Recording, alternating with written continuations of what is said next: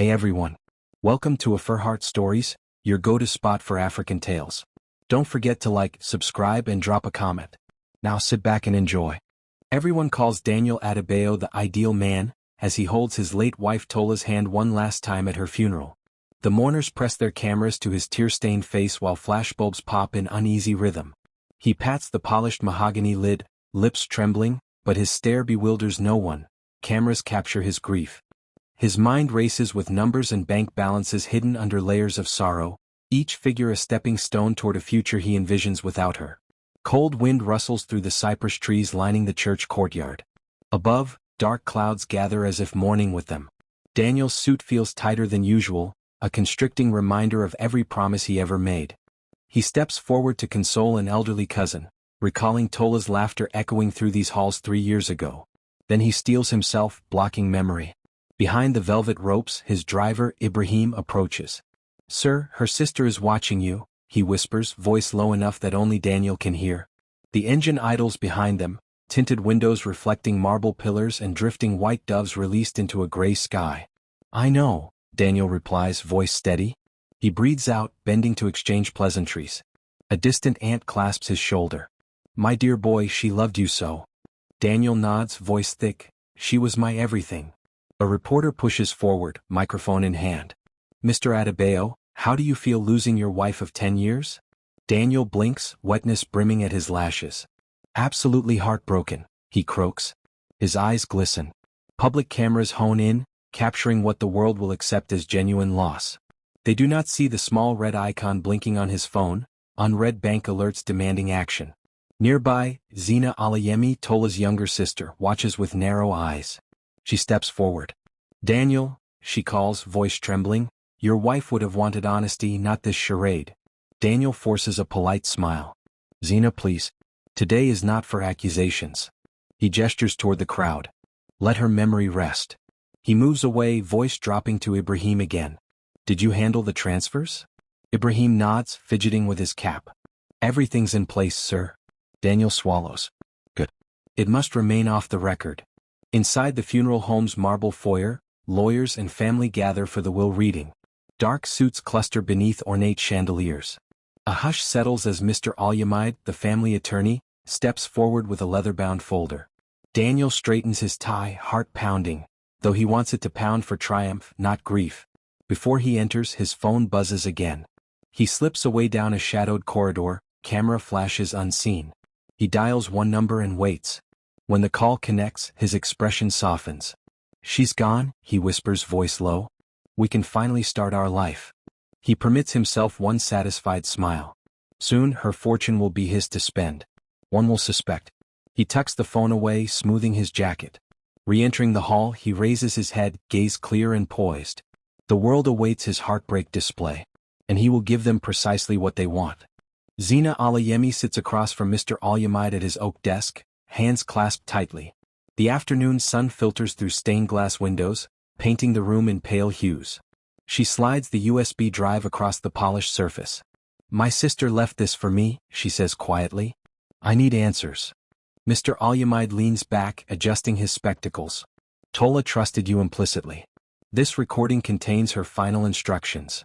He presses play on his laptop. Tola's voice trembles. "Zina, if you're listening, Daniel betrayed me." Look inside his jacket pocket. The video cuts off, leaving a heavy silence. Zina stands, heart racing. Her pocket or his jacket? "His," Mr. Alyamide replies. "During the reading he paused, glancing at you. He seemed distressed." Zina's mind flashes to that moment, the tension in his eyes, the way his hand trembled. She nods. "Thank you." Later, she slips into the men's dressing room adjacent to the chapel. Business suits hang on velvet hooks. Her pulse echoes in her ears as she approaches Daniel's jacket. She hesitates before lifting it from the rack. Under the lapel, she finds a crumpled envelope. Heart pounding, she opens it. Inside is a hotel receipt, the Regent Gardens, room 402. The date, 3 days before Tola's passing. Zina's breath catches. She tucks the slip into her pocket and retreats. Moments later, she confronts Daniel in a marble hallway. He stands beside a column, feigning sorrow. "Daniel," she says, voice shaking, "why were you at the Regent Gardens 3 days ago?" He blinks, taken off guard. He swallows. Zena, please don't do this now. His voice is low, pleading. He reaches out, but she steps back. This receipt, she holds it up. You were there. Room 402. While Tola was in ICU. Daniel's face pales. He blinks rapidly. He opens his mouth, then closes it. I was handling business matters. He lies smoothly. You know how hectic things are. Zena's eyes narrow. Late nights are one thing. But why there? In your name? He gestures impatiently. It's a misunderstanding. A client meeting. She tilts her head. A client in a hotel suite, 3 days before she died? Silence stretches. A distant clock chimes. Daniel's breaths come faster. He glances at a nearby window, perhaps seeking escape. Suddenly his phone vibrates. He glances at the screen. Missed call, Lola. He stuffs the phone into his pocket. Zena narrows her gaze. Who is Lola? He straightens his shoulders. A friend of the family. She steps closer. Stop lying. Her voice rises. You cheated on her. You planned this. Behind him, a funeral guest approaches. Zena grabs his arm and holds up the receipt. I'll prove what you did. The guest clears their throat. Daniel forces a smile, smoothing his jacket. Zena snatches it back. Cliffhanger, Zena whispers, I'll be at your house tonight. Wait for me. Daniel's eyes widen, watches her walk away, determination fills her gaze. He staggers, fingering the empty pocket where the receipt was, silently realizing each secret will unravel tonight. Lola Nike steps onto the glossy marble floor of the penthouse lounge, heels clicking in measured rhythm. The ceiling lights cast a soft glow on the plush velvet sofas and polished mahogany bar. She sashays toward the bar stool where Daniel lounges in a tailored charcoal suit. A flute of champagne shimmers in her slender hand. Every movement is rehearsed, practiced, Lola's beautiful mask hiding a hunger for power. She remembers their first encounter in that same suite months ago, when Daniel's laughter filled the air and promises sounded like music. Since then she's attended every gala by his side, always waiting. You always know how to find me, Daniel says, voice low. He raises his glass. To our future. Lola smiles, tilting her head. And to keeping some secrets. She takes a slow sip, eyes gleaming. Her perfume drifts softly. Tension coils around them, ready to snap at any word. Daniel's phone buzzes on the side table. He ignores it, drumming his finger against the leather armrest. You looked beautiful at the funeral, he murmurs. So composed. Lola's lips curl. People respect a woman who shows strength. She taps her nails on the glass. Even when grief is raw, we stay graceful. He reaches for her hand, brushing his thumb across her palm. You deserve more than stolen whispers. He sips his drink and nods toward the city skyline beyond the floor-to-ceiling window. Soon all of this will be ours. Lola's eyes drift to the skyline, new Lagos glittering like a sea of diamonds. I've been patient, she says quietly. Your wife's death was tragic but timely. Daniel's jaw tightens. We're almost there. He glances at a framed photograph of himself and Tola on the mahogany desk, half hidden behind a crystal paperweight. His eyes flicker with regret, just for a moment, before hardening. Lola sets her champagne aside and crosses her legs deliberately. She studies him. I've heard murmurs. Money's not flowing as promised. What's holding it up? He exhales slowly, rising to pace beside a floor lamp. The light dances off his watch. Legal procedures. Probate, witnesses, signatures. A formality. She arches an eyebrow. Formality that drags on for weeks? Or until the press loses interest? Daniel stops, turning to face her. Patience, Lola. Trust me. Once the will is executed, you'll have access, offshore accounts. All that was promised. Lola's gaze hardens. I didn't sign up for vague promises. I expected guarantees. She stands, smoothing her emerald dress. I want proof. He steps closer. This is family business. Lawyers handle it. You'll see soon enough. She crosses her arms. And if they fail you? Her tone slices through the tension. Daniel lifts an eyebrow. What do you mean? She steps back, pacing across the rug, voice low. What if Tola anticipated betrayal? What if she changed her will at the last minute? Daniel's expression darkens. He leans forward, voice calm but steel strong. She wouldn't dare. Cliffhanger. Lola tilts her head, eyes cold. But what if she did? Daniel smirks. She wouldn't dare. Daniel Adebayo strides through the heavy oak doors of Mr. Alyamide's law office. his polished leather shoes clicking on marble floors. The midday sunlight through tall windows throws sharp rectangles of light across framed degrees and certificates on cream-colored walls. He pauses at the reception desk, jaw set, eyes scanning the silent lobby. A uniformed attendant looks up. "Mr. Adebayo, your appointment is on Friday." Daniel arches an eyebrow. "Friday won't do. I expect the will reading today." He leans forward slightly. "Arrange it." The attendant hesitates, glancing at the closed door of the inner office. "Sir, the schedule is tight." Daniel cuts him off. "No more delays." Swallowing, the attendant nods. "Second door on the left." Daniel strides down the corridor lined with leather-bound law books and muted artwork depicting courthouse scenes. His reflection glimmers in the framed diplomas: Oxford Law, Harvard Business School. He stops before a mahogany door. He knocks deliberately. "Mr. Alyamide, it's Daniel." "Open up." The door creaks as it opens. Mr. Alyamide looks up from a pile of papers scattered across his desk. He removes his spectacles, peering in. "Daniel, to what do I owe this unexpected visit?" Daniel steps fully inside, closing the door behind him. "Tola's funeral is over. The public has moved on. I need the will read today." The lawyer raises a hand. "I sympathize with your grief, but legal procedures take time. Notice periods, witness verifications." Daniel's gaze hardens. "I'm not interested in legal lectures. I want action." Mr. Alyamide sets aside his pen and stands. He gestures toward a leather armchair. Daniel remains standing. "We can discuss this calmly."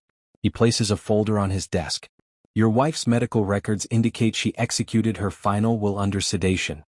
He pauses. "That complicates validity." Daniel's face flushes. "She was sound of mind. I was there." Mr. Alyamide's grip tightens on the folder. "Still, family must review all documents. I understand urgency, but rules are rules." Frustration cracks Daniel's composure. He strides to the window, looking out at the city bustling below. "My finances are frozen. My accounts inaccessible. This is as good as theft." The lawyer remains seated. "I'll speak to the probate court. But I can't expedite beyond certain limits." Daniel turns, fists clenched. "Then authorize me temporary access." Mr. Alyamide shakes his head. "Only when the will is read." Daniel lets out a low growl but refocuses. "Fine. Read it." Mr. Alyamide approaches a lockbox beneath his desk and withdraws a brass key. He opens a small locked cabinet behind him. The soft click sounds unnervingly loud. Daniel's palms sweat, heart pounding as each frantic, merciless tick of the clock magnifies his dread.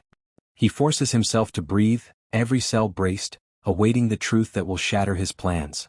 Daniel's breath catches as he recognizes the weight of Tola's final warning. He steels himself, silently knowing every truth locked here will change everything. Cliffhanger. Mr. Alyamide opens a locked drawer and pulls out a sealed video file. Zina Alayemi stands on the grand marble staircase of the Adebayo residence, her dark silk gown swishing around her ankles. The midday sun filters through stained glass windows, splattering colored patterns across the polished banister. Portraits of Daniel and Tola line the cream-colored walls, each image capturing their smiles, now haunting reminders of deceit. A hush falls over the silent house as she descends. Daniel Adebayo waits at the foot of the stairs, hands buried in his pockets, muscles taut. His tailored suit strains at the shoulders. He glances up, recognizing her severity. "Zina," he says softly, attempting calm. "Have you come to pay respects, or to make more unfounded accusations?" Zina's lips tighten. She steps down 2 more stairs, eyes fierce and unblinking. "I'm here for answers, Daniel. I know exactly what you did." Daniel's posture shifts. He straightens, voice low. "You don't know anything. Stop accusing me of lies." Zina's gaze flicks to a silver-framed photograph on a side table. Tola's last birthday, her laugh caught forever. A depression tugs at Zina's chest before resolve steals her. "I have proof." She pulls a laminated photograph from her purse. The image from the Regent Gardens. Daniel and Lola, pressed close under dim lights, passion evident in a stolen kiss. Daniel's eyes flicker, distress masked by a practiced smile. "That photo proves nothing," he says, reaching out. "Lola was comforting me." Zina tilts her head. "Comfort?" "In a luxury suite, 3 days before Tola died." She exhales, voice firm. "And what about the hotel receipt beneath your jacket lapel?" "Room 402. Same dates." Daniel inhales sharply. You're dredging up trifles. You misunderstand context. Her voice rises. Context. You emptied her accounts the night before her final chemotherapy session. She slaps a stack of bank statements on a marble console. Look at these withdrawals. The papers flutter to the floor. Daniel's jaw clenches. I transferred funds for medical bills. Zena scoffs. Medical bills? Or offshore investments for your mistress? She steps closer. You manipulated Tola's trust, twisted her generosity. Daniel narrows his eyes. You're delusional. You'll ruin everything. A hush falls, broken by the distant ticking of a grandfather clock. Zena's steel gaze holds him. Or I'll expose the truth. He steps forward, menace in his posture. Be careful, Zena. Zena uncrosses her arms, reaching into her purse again. I've already sent copies of emails between you and Lola to the press. Her tone is cold. Watch the headlines. Daniel's face drains of color. He breathes sharply. She watches his panic bloom. Servants peek from ornate doorways, hands clasped over mouths, stunned by the confrontation erupting in their master's foyer. Daniel's face flushes crimson. He tries to steady himself, voice trembling with rage and fear. Zena's pulse races. Though sweat beating at her temple, she stands unwavering, driven by pure, urgent justice. Without warning, Zena lifts her hand and slaps him across the face, a sharp crack echoing in the foyer. His cheek reddens, his composure shattered. Cliffhanger, Zena slaps him and says, I'll prove it. Zena returns to Mr. Alyamide's law office at dusk, the city's golden light filtering through high windows. She clutches the small USB into her purse. Her pulse races as she sits across from him at the antique oak desk. He places a kettle on a side table, pours tea into delicate porcelain cups, and slides one toward her. Steam curls upward as he remarks, Your sister wanted you to have this when the time was right. Zena nods, lifting the USB. She was always careful. She eyes him, concern etched in her features. What am I about to see? Mr. Alyamide adjusts his glasses. Tola recorded a final message. One that explains everything. He taps a laptop, the screen lighting up with a familiar face. Tola appears, pale and resolute. Her voice trembles but holds strength. Zena, if you're watching this, I feared Daniel. I found evidence. I saw things no wife should witness. I hid this USB in my personal safe, trusting you to seek the truth when I could no longer speak. Zena leans forward, breath catching in her chest as video shifts to security footage. The grainy footage shows Daniel's silhouette, Android phone in hand, tapping through files. The camera angle changes to Lola entering the house under cloak of secrecy, Daniel pressing envelopes into her palm. Zena covers her mouth as the evidence unfolds. Bank statements being downloaded, transfers authorized without Tola's knowledge. Every detail confirming Daniel's betrayal. Mr. Alyamide watches her carefully. Tola predicted his manipulation. She wanted you to hold him accountable. Zena's hands shake as she extracts the drive. Tears pool in her eyes, grief and righteous anger mixed in equal measure. This changes everything, she whispers. She stands abruptly, chair scraping against marble floor. I'm going public, she declares, voice firm. The world must know. Mr. Alyamide rises and places a reassuring hand on her shoulder. He'll deny it, deflect. Prepare statements, gather witnesses. Zena nods, determination blazing. She envisions press conferences, lawyers at her side, her sister's legacy honored. I'll need media contacts, legal counsel ready. And I want to freeze his assets tonight. Mr. Alyamide raises an eyebrow. We can petition the court for an emergency injunction.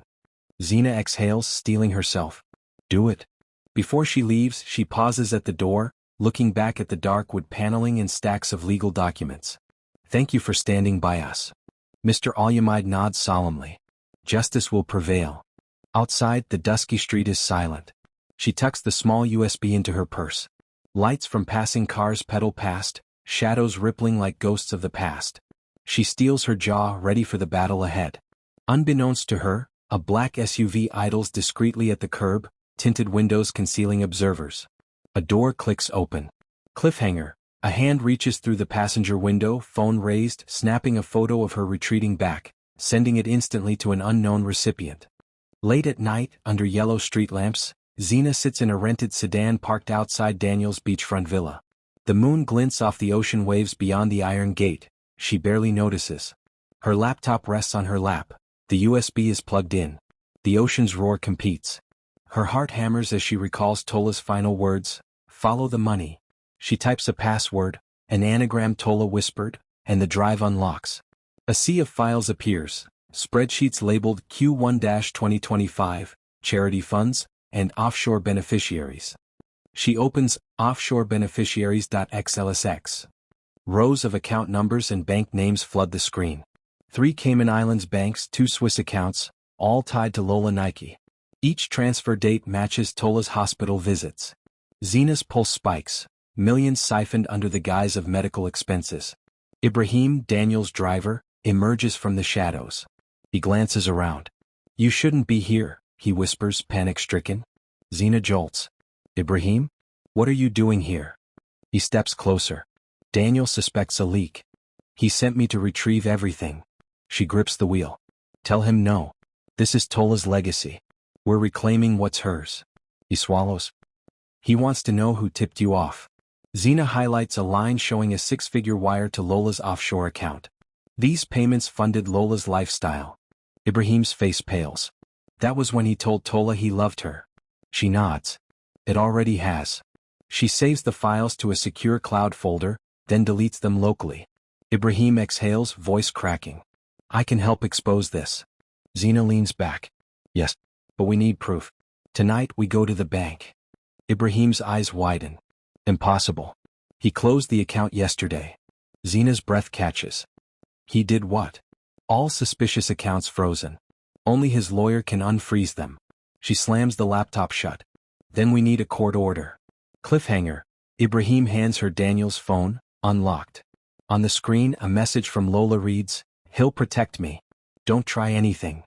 Zena's eyes narrow. He'll use her to shield himself. Before sunrise, Zena slips into Mr. Alyamide's chambers, USB drive secure in her purse and nerves taut. The hallway's oil lamps cast long shadows on oak floors. She pauses outside his door, steels herself, then knocks.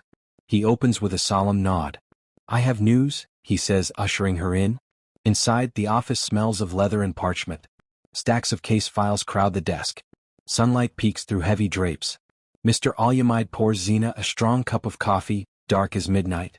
"Drink?" he insists, passing the mug across the desk. She sips, eyes locked on him. "What happened?" He gestures to a chair. "I petitioned the court last night for an emergency injunction to freeze all suspect assets. They granted a temporary stay." Zena exhales relief. "So Daniel's games are over." Mr. Alyamide shakes his head. "Not exactly." He presses a button. A voicemail from Daniel blares. "Mr. Alyamide, if you facilitate this witch hunt, I will come after you. You will be disbarred, humiliated." The menace is veiled. Zena's blood runs cold. "He threatened you?" His thin lips press together. "He offered me double my fees if I drop the injunction and release all assets." Zena clenches her fists. "He can't bully us out of justice." Mr. Alyamide retrieves the USB. Tola recorded one more clip, a directive. She warned about false witnesses. She knew he might coerce testimonies. He taps the drive. "It's on our secure network." Zena's breath catches. "What did she say?" He moves to his safe and withdraws a leather-bound notebook. "Here, her final journal entries." He hands it over. Zena reads Tola's script. "Day before funeral. If he calls this a tragedy, he'll profit from it. Record everything." A chill grips her spine. She planned this. Mr. Alyamide nods. "Justice requires patience, strategy, and courage." Zena stands. Media briefing at noon, press releases, key documents leaked. He offers one last warning: Daniel has influence in court. Expect delays and countersuits. She straightens her blouse. "I'm ready." Cliffhanger. A junior associate enters, face ashen. "Sir, Daniel is on the landline. He must speak with you immediately." The scene shifts to 2 weeks earlier in Mr. Alyamide's office. Tola Adebayo, pale, lies on an antique chaise. She wears a silk scarf over thinning hair, her fingers trembling as she holds a silver fountain pen. Across from her, Mr. Alyamide stands by the mahogany desk, hands clasped respectfully.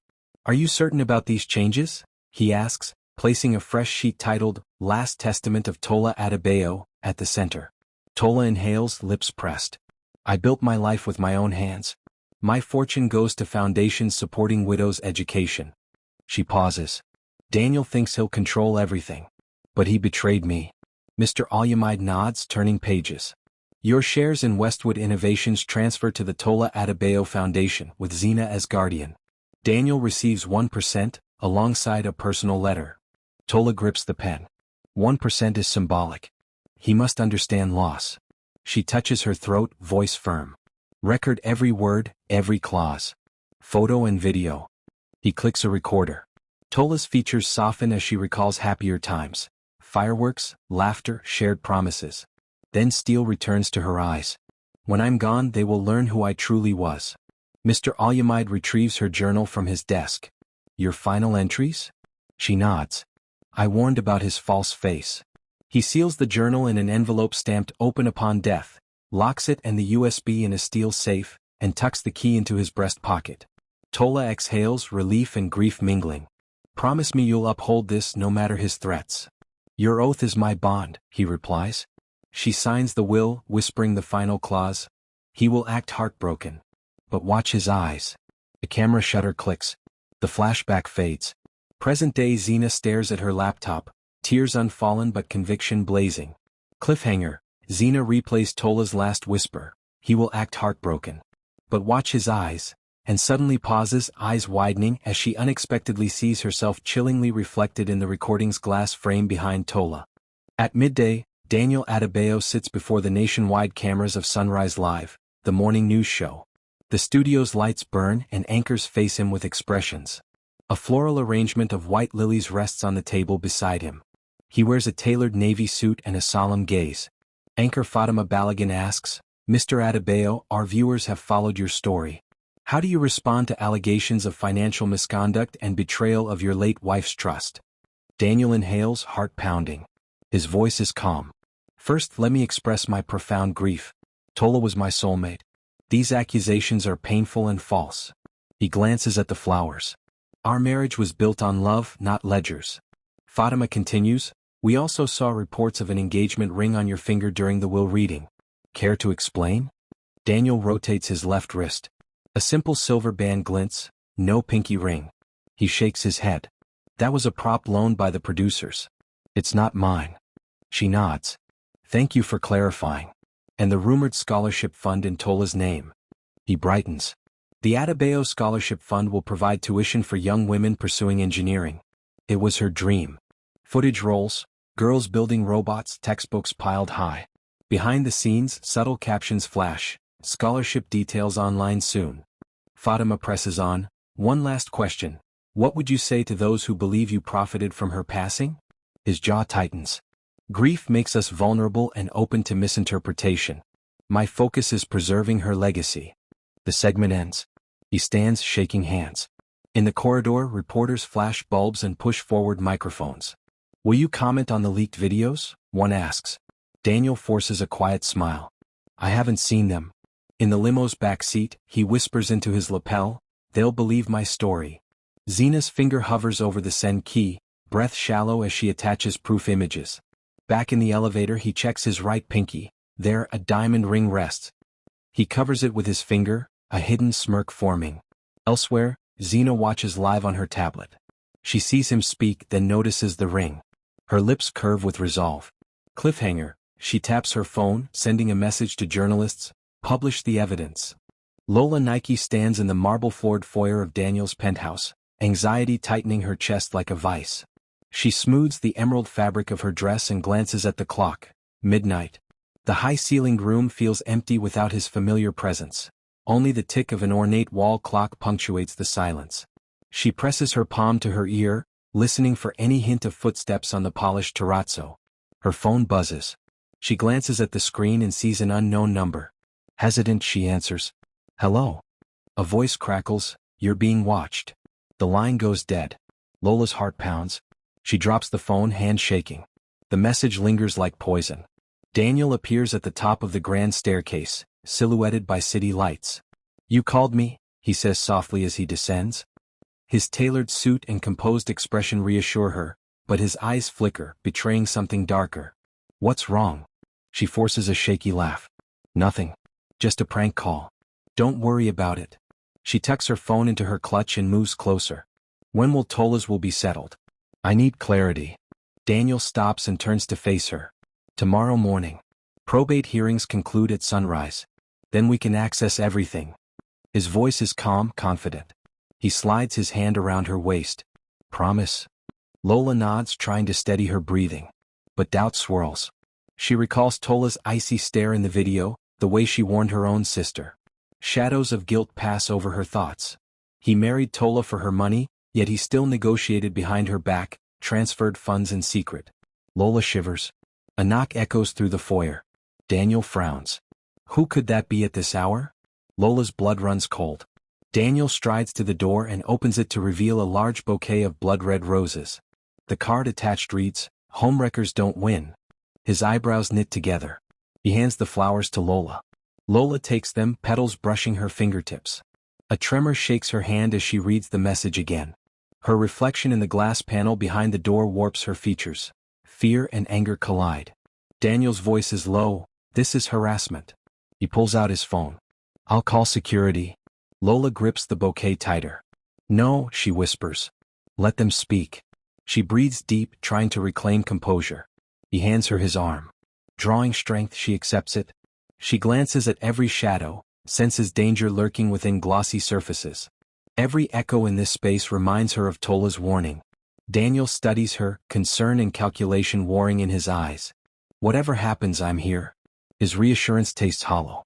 In the distance, the city pulses with neon life. The penthouse seems to shrink around them, walls closing in. Lola's mind races. If Tola can manipulate events from beyond the grave, then Daniel's promises may crumble too. Cliffhanger. Lola presses the roses to her chest, petals brushing her collarbone, and vows silently, no matter the cost, she will survive this game of secrets. The sun streams through stained glass windows in the chapel's assembly room as attendees gather for Tola's will reading. The air is tense. Every suit jacket and silk dress is pressed smooth, every shoe polished. At the front, a mahogany podium stands before carved pews. Mr. Alyamide, dressed in a charcoal suit, steps forward and clears his throat. He raises a sealed envelope marked Final Testament of Tola Adebayo. The hush deepens. He speaks, "Ladies and gentlemen, thank you for attending. In accordance with Tola's wishes, we will now read her last will." He unfolds the letter and adjusts his spectacles. His voice echoes, "If you're hearing this, someone in this room failed me." A murmur ripples through the crowd. Cousins glance at aunts, family friends exchange uneasy glances. Daniel, seated in the front row, grips the armrest. His face is pale, jaw clenched. Zena stands in the aisle, USB and journal in hand, heart hammering.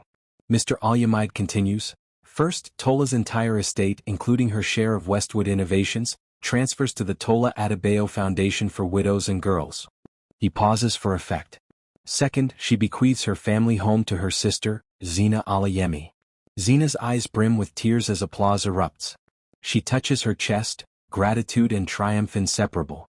Daniel's hand trembles. Beads of sweat dot his forehead. He leans forward, voice barely a whisper, "What about me?" His gaze flicks to the next clause. Mr. Alyamide clears his throat and reads, voice steady, "Third, Daniel Adebayo receives 0.01% of the estate, a symbolic gesture, and this letter." He holds up a thick envelope. "Daniel, please step forward." A hush falls. Daniel rises, pale lips parted, and shuffles to the podium. His legs wobble slightly. He reaches for the letter with trembling fingers. A reporter snaps photos. Zena watches, arms crossed, satisfaction shining in her gaze. He breaks the seal and pulls out a folded handwritten note. Sweeping the hall with his eyes, he reads aloud, voice cracking, "I loved you. I forgave you. But I never forgot what you did." The room is silent except for his quivering whisper. Daniel's face blanches. He fights for composure as he continues. "And now justice is served." He forces a laugh that dies on his lips. He slinks back to his seat, clutching the letter as though it were a lifeline. Zena steps forward to Mr. Alyamide. "We did it," she breathes, voice soft but fierce. Children from local villages in attendance wipe tears of joy, their futures bright. Journalists scribble frantic notes, realizing this story will dominate headlines. Mr. Alyamide nods. Her plan succeeded. He glances at Daniel. He thought he could outplay her even in death. Daniel sits rigid, eyes hollow. He stares at the envelope as if it contains his last hope. Instead, the dust settles and Tola's legacy blooms like a rose in winter. Cliffhanger. Daniel looks up and locks eyes with Xena for the first time, his expression unreadable, a dangerous promise behind his gaze. That night, Daniel Adebayo locks the study door behind him. The walls are lined with rare books and family portraits, their eyes watching as he approaches a polished mahogany desk. Only moonlight streams through floor-to-ceiling windows. He breathes hard, heart pounding. On the desk lies the thick envelope from the will reading, heavy with intent. He sets his expensive watch aside and slides a letter opener through the seal. He pulls out a folded note in Tola's handwriting. Ink black and deliberate. He unfolds it, hands shaking. The room feels colder. For a moment, nostalgia washes over him. Their first date, her laughter, his promises. Guilt twists in his gut, but pride battles regret. Her handwriting is elegant but firm, every stroke deliberate, a final act of defiance. He begins to read aloud, voice cracking. I loved you. I forgave you. But I never forgot what you did. You betrayed the trust that bound us. Yet I know pain can go both ways. He pauses, eyes scanning each line. Sweat beading. He runs a trembling finger down the parchment. The message twists like steel around his heart. The documents lay bare his deception. Unauthorized transfers, forged signatures, and hidden accounts. Each file name is a blow, confirming his worst fears. He is exposed. He swallows hard, voice unsteady as he continues. Now, justice demands I return what is rightfully mine, not what you stole. In this envelope you will find 2 items, a sum totaling 1% and a small USB drive. Insert it to see the truth you thought was hidden. Daniel's breath catches. He reaches into the envelope's depths and retrieves a gleaming USB drive attached to a slender card. The card reads, Proof of Betrayal. Daniel's reflection in the laptop screen looks deeply strangled by shame. He holds it up, moonlight glinting on its metal casing. His shoulders sag. He stares at the words, fury flaring. She set me up, he mutters, voice low. He tenses, fighting tears. He paces to his desk, tucking the letter into a drawer. His mind races. Call Mr. Al-Yamid, demand explanation, or destroy the USB and forget it ever existed. His pulse thunders in his ears. His phone buzzes, a message from Xena displayed. We saw you break the seal. Don't play games, Daniel. He freezes, thumb hovering. Pride refuses. He rips open a drawer and pulls out a sleek laptop. The hinge squeaks as he opens the screen. The USB port gleams. He hesitates slowly, knuckles white around the drive. Then with slow deliberation he inserts it. Files pop up. A single video file labeled Lagos_1212_secret.mp4. And a folder of documents, bank statements, email thread, security logs. Daniel's eyes narrow as he clicks the video. But as the file loads his phone rings, Lola's name flashing. He ignores it. His attention is fixed on the screen. Cliffhanger. The footage begins, revealing Daniel and Lola entering Tola's private suite days before her collapse, and the folder icon blinks ominously awaiting his choice. Inside Xena's secured digital screening room, a dozen legal advisors, journalists, and family members crowd around a widescreen monitor. Electricity hums in the air. Pizza boxes lie half open on a table, forgotten. Xena sits front and center, illuminated by blue light, her expression grim but resolute. Family matriarchs clutch each other's hands, look away. Tola's closest friends cover their mouths in disbelief. The oppressive weight of deceit hangs as the tape rewinds. Mr. Al-Yamid stands at the side, remote in hand. He clicks play. The screen flickers. Tola's handwriting fades, replaced by a grainy timestamp. May 14, 2025, 22:47. The camera pans to a dim hallway, then a doorway. Daniel's silhouette emerges, phone flashlight in hand, unlocking the door to Tola's private suite. The locked door clicks open. A series of still frames. Daniel and Lola step inside, eyes darting. They close the door behind them. Then the lens captures their embrace. Lips meet in a whispered kiss. The camera shifts, their bodies pressed together on the marble floor, passion and betrayal entwined. Lola's hand slides beneath Daniel's shirt. He returns her touch with reckless abandon. Gasps ripple through the room. A reporter staggers back. A legal counsel covers his mouth. Xena's face blurs as tears stream. She clenches her fists, anger roaring through her veins. The footage jumps ahead. Daniel and Lola stand at the window, silhouettes against the Lagos skyline. He brushes her hair back, voice soft, our future starts now. She nods, eyes gleaming. Everyone watches, silent horror. The betrayal burns in each viewer's mind. Daniel's laughter echoes through the speakers as the clip ends. He reaches to retrieve an envelope from a bedside drawer, likely Tola's documents, and tucks it into Lola's purse. He smirks at the camera. Suddenly the screen cuts to black. An eerie silence fills the room. A single heartbeat thumps through the stereo speakers. Then Mr. Alyamide reaches to stop the video, but his hand trembles. Lola, attending via video link, watches on a phone held by a journalist. Her face drains of color. She clutches a glass of water, wind knocked from her lungs. She stares at Daniel's grin, her heart pounding. Back in the screening room, Zena's vision narrows on Daniel's betrayal. Rage warps her voice. This is it. She presses her palm to her mouth to stifle sobs quietly. Suddenly, Lola appears at the door of the screening room, escorted by security. Her legs suddenly buckle.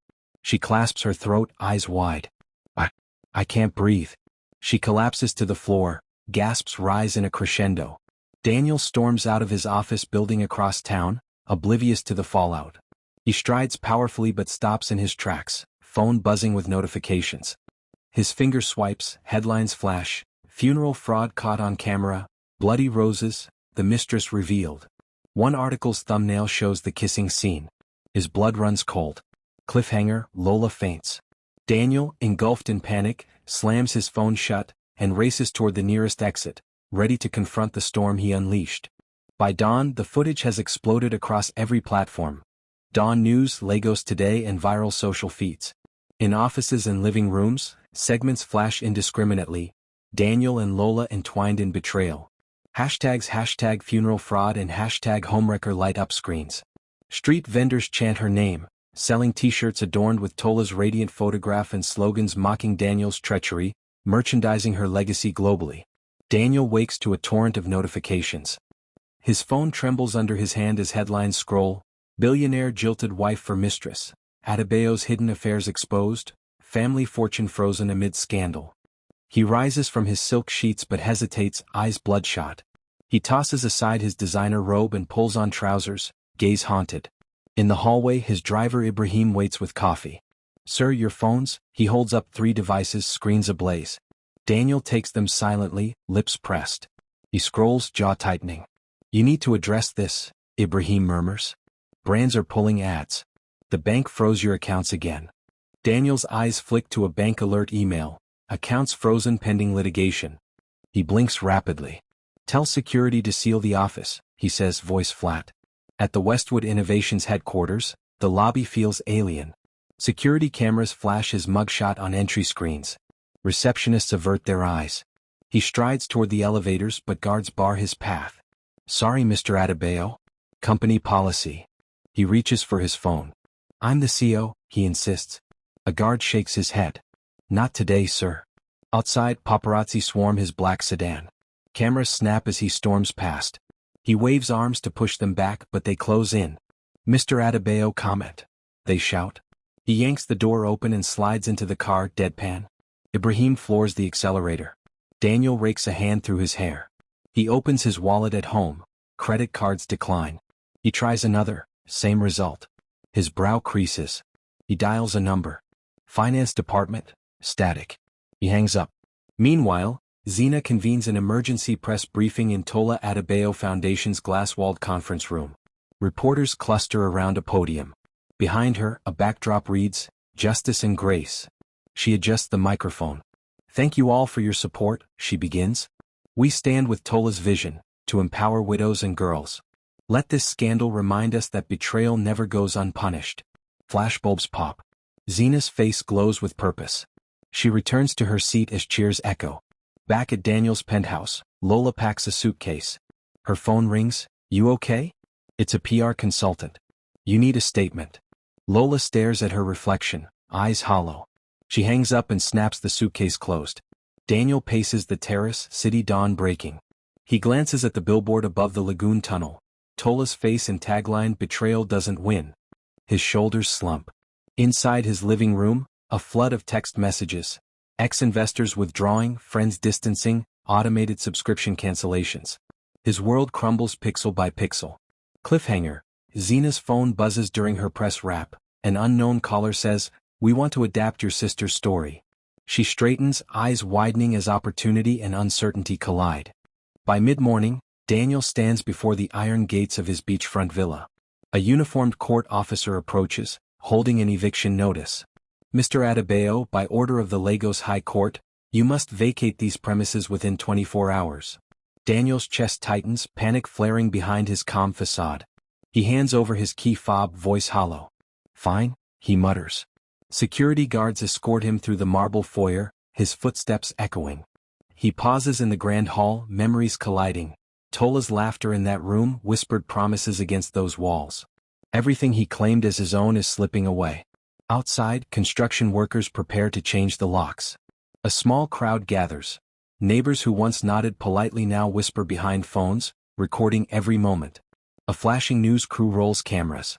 Billionaire evicted after scandal, one banner reads. Daniel pulls a pair of sunglasses over his eyes, slipping into the backseat of a black sedan. In the car, Ibrahim glances back. I found a temporary flat near the business district. He hands Daniel a business card. It's modest but secure. Daniel tucks the card into his pocket, gaze distant. I'll manage. Back at the penthouse, Lola waits in the living room. She stands by the floor-to-ceiling window, city lights reflecting on her tears. This is your doing, she says, voice breaking. You betrayed her memory. Daniel closes the door behind him. I did what I had to, he replies, voice flat. You knew the risks. Lola turns, fury and sorrow mingling. My life was collateral damage, she shouts. He steps forward, voice dropping. You were never collateral. She shakes her head. I enabled your lies. She grabs her phone and scrolls. Notifications flood her screen. Messages from friends, family, investors cutting ties. She looks at him, betrayal burning. I'm done. Without another word, she gathers her purse and storms past him, leaving him alone in the half-empty room. Later, Daniel sits in his temporary apartment, a sparsely furnished studio with peeling paint and a thin mattress. He runs his hands through rumpled hair. The TV loops footage of his downfall. He grabs the remote, smashing it on the floor.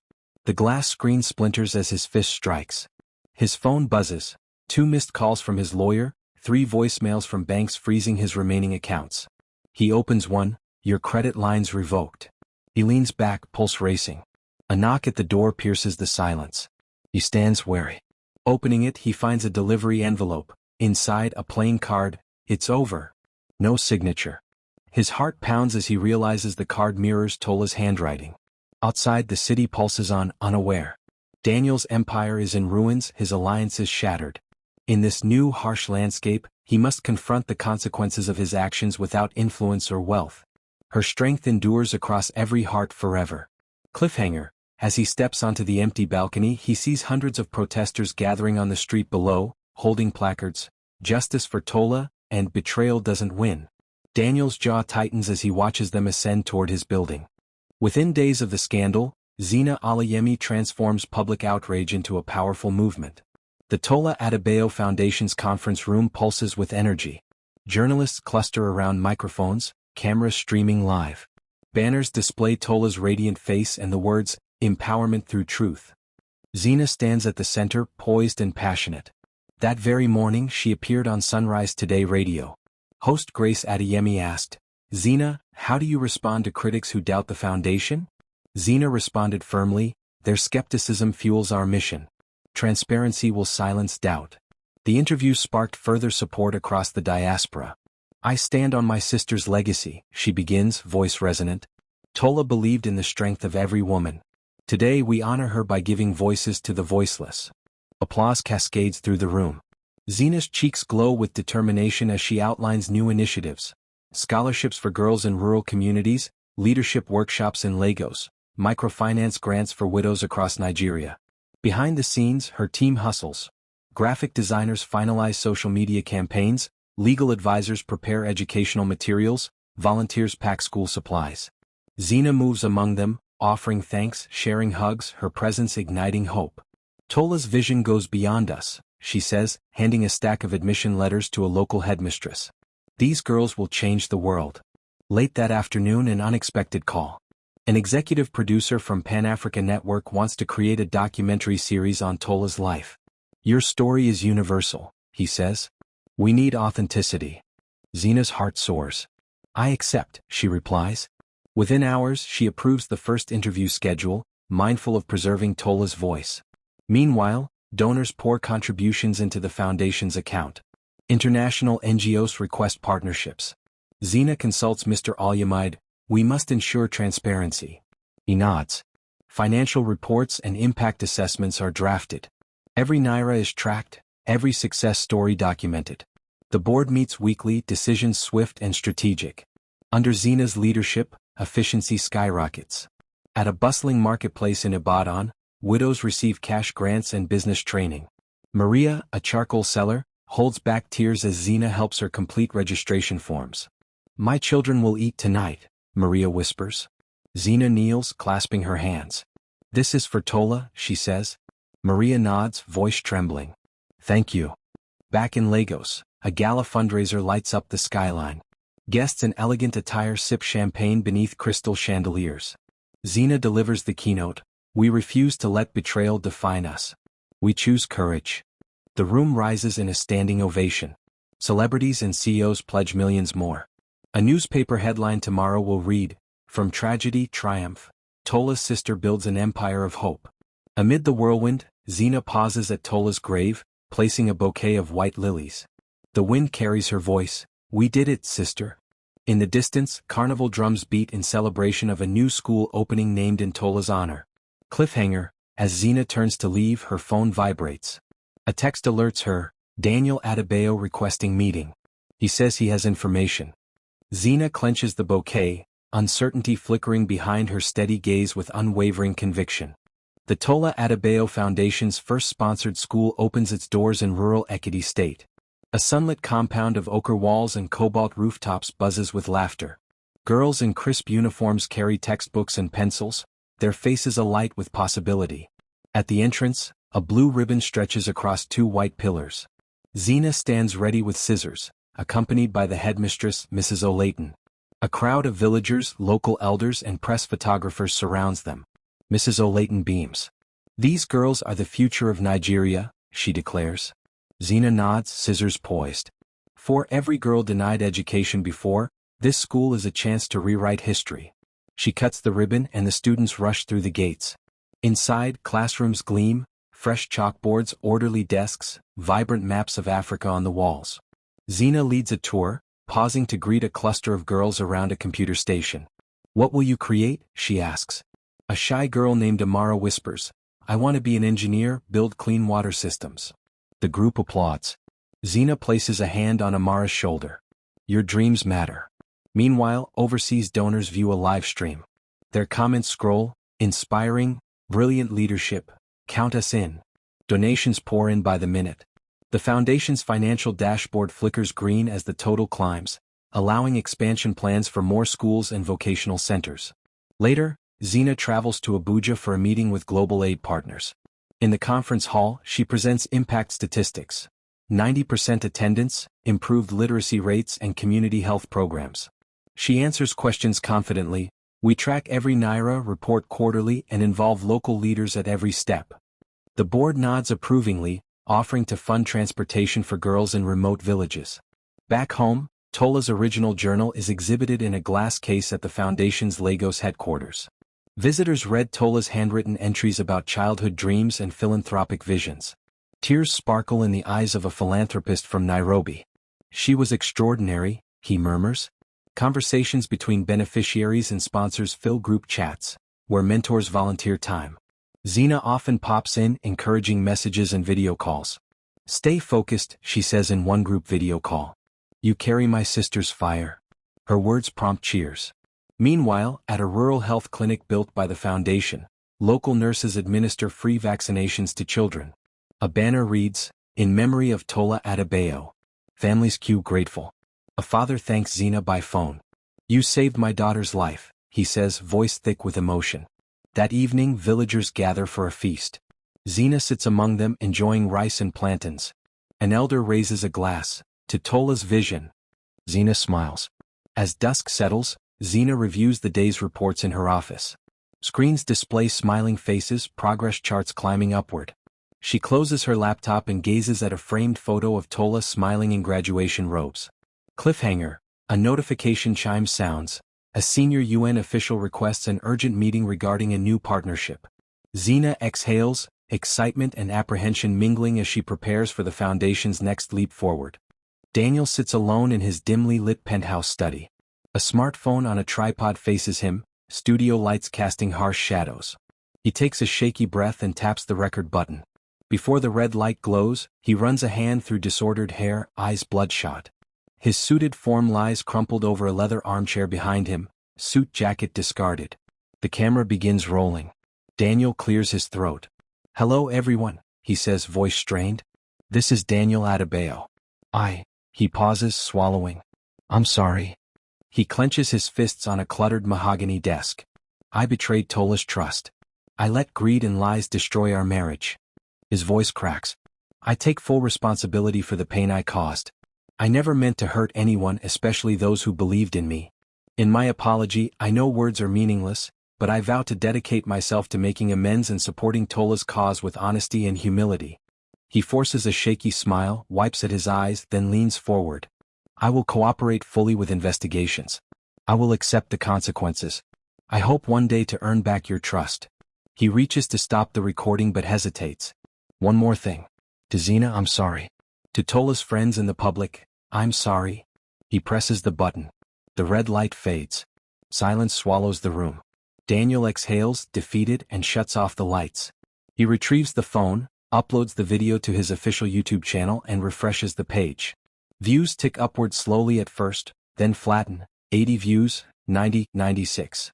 Comments? None permitted. He realizes comments are disabled. He hits the window close icon but his vision blurs. A torrent of notifications, shares on WhatsApp, mockery on Twitter, blast through his phone. He slumps onto the carpet, head in hands. The emptiness around him magnifies every regret. His phone buzzes with texts: pathetic, fool, scam artist. He reads one aloud: "You don't deserve forgiveness." His voice trembles with shame. "I never thought I'd see this," he whispers. Memories of Tola's laughter and their first dance flood his mind. He pushes himself up, staggering to the window overlooking the city. Neon lights blur into tears. He clutches the windowsill, knuckles white. "What did I become?" he murmurs. A knock shatters his reverie. He turns to see Ibrahim hesitantly at the door. "Sir, Banks called again and your lawyer." Daniel shakes his head. "Tell him I don't want to talk." Ibrahim lowers his gaze. "They're preparing to sue for unpaid debts." Daniel's breath catches. "Fine. Send them my new address." Ibrahim nods and retreats. Left alone, Daniel stares at his reflection in a shattered mirror that lay face down on the desk. Fragments reflect a man he barely recognizes. He picks up a single shard. His reflection wavers. Cliffhanger. Police lights flash through the window. Daniel drops the shard, spinning toward the door, dread pooling in his gut.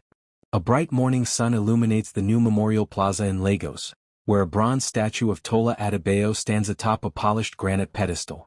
Hundreds gather: Foundation volunteers, government officials, beneficiaries, and families. Flags ripple in the gentle breeze. At the center, Xena Alayemi steps up to a glass podium with confidence and grace. She clears her throat, eyes sweeping over faces. Microphones amplify her voice. "Today we celebrate Tola, her vision, her resilience, her unwavering belief in justice." She pauses as the crowd leans in.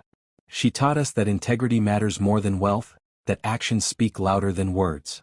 Behind her, a large screen displays Tola's handwritten journal entry, the final line highlighted: "When people show you who they are, believe them." Xena takes a deep breath. "My sister's last message echoes here today." She gestures to the statue. "I did. And now she's truly free." Applause rolls like thunder. Tears glisten on cheeks. A veteran educator steps forward to read a letter from Girls in Equity.